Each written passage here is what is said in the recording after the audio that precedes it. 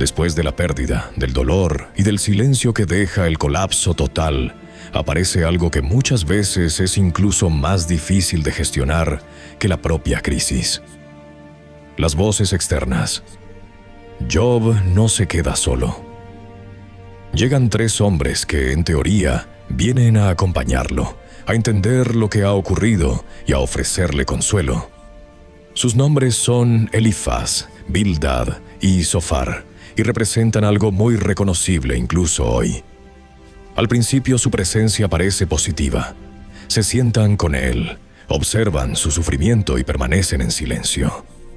Durante un momento parece que simplemente están ahí para acompañar. Pero ese silencio no dura. Poco a poco empiezan a hablar. Y lo que dicen cambia por completo el escenario. Porque en lugar de consuelo traen juicio. En lugar de comprensión traen conclusiones.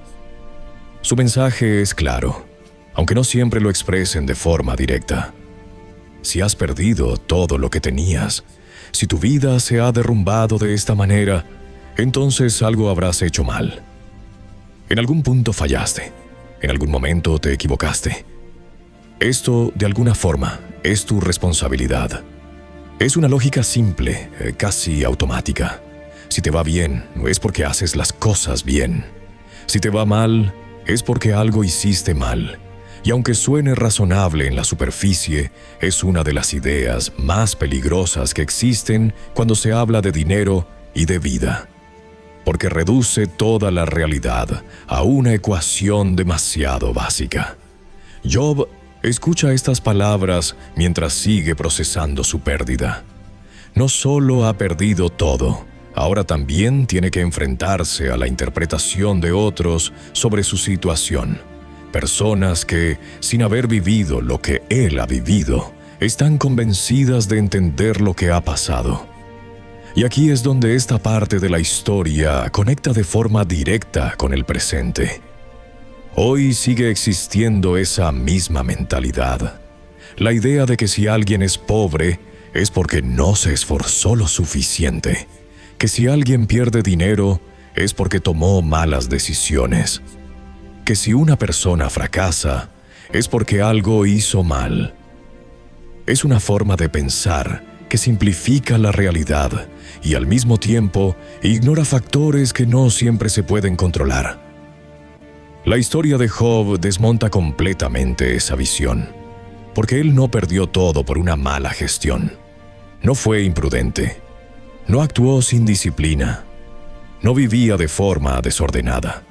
De hecho, era todo lo contrario. Y aún así, lo perdió todo. Esto introduce una idea que resulta incómoda, pero necesaria. No todo fracaso financiero es el resultado de un error personal. Existen circunstancias, eventos y situaciones que escapan al control individual. Factores externos que pueden afectar incluso a las personas más disciplinadas y preparadas. Y entender esto no es una excusa para la mediocridad. Es una forma de ver la realidad con más profundidad. Porque cuando crees que todo depende únicamente de ti, también crees que todo el que cae es culpable. Y eso no solo es incorrecto, sino que también genera una mentalidad dura, poco empática y, en muchos casos, desconectada de la realidad. Job se convierte en el ejemplo de alguien que, aun haciendo las cosas bien, atraviesa una crisis total. Y frente a las voces que intentan reducir su historia a un simple error, su experiencia demuestra que la vida y el dinero son mucho más complejos de lo que parecen.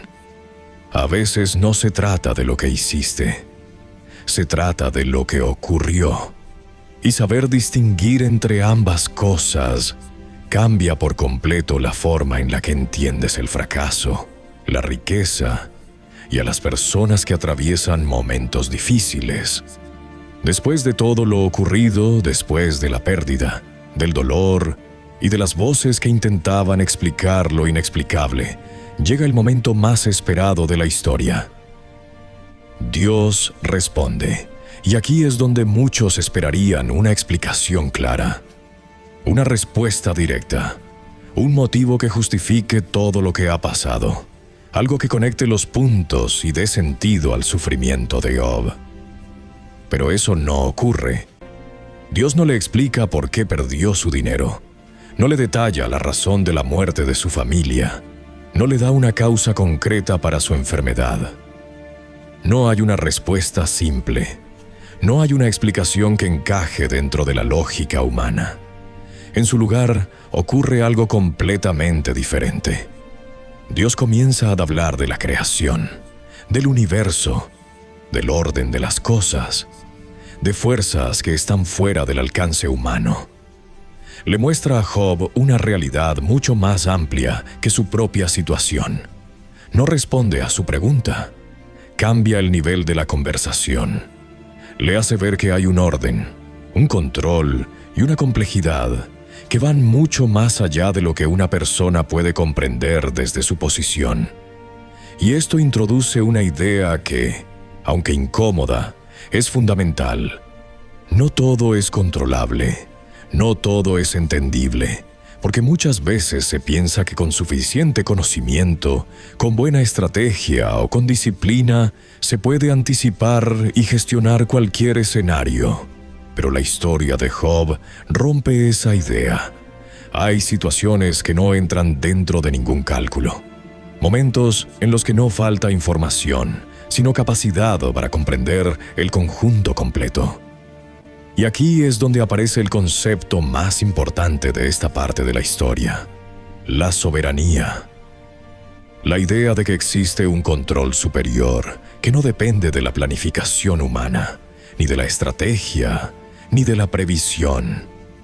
Esto no elimina la importancia de actuar bien, de tomar decisiones inteligentes o de gestionar correctamente los recursos. Pero sí pone un límite claro. Por muy bien que hagas las cosas, nunca tendrás el control total. Y entender esto cambia completamente la forma en la que una persona se enfrenta al dinero, al riesgo y a la incertidumbre. Porque cuando crees que todo depende de ti, cualquier fallo te destruye.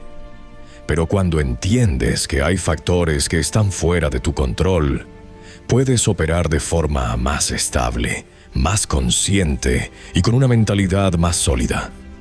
Job no recibe respuestas concretas. Recibe perspectiva. Y esa perspectiva le permite ver que su situación, por dura que sea, no está fuera de un orden mayor. Esto no elimina el dolor, pero transforma la forma de interpretarlo. Y en términos financieros, esta es una de las lecciones más profundas que se pueden extraer. La estrategia es importante. La disciplina es necesaria. La gestión es clave. Pero ninguna de ellas es absoluta, porque la realidad siempre es más grande que cualquier sistema. Y entender eso no te debilita, te prepara.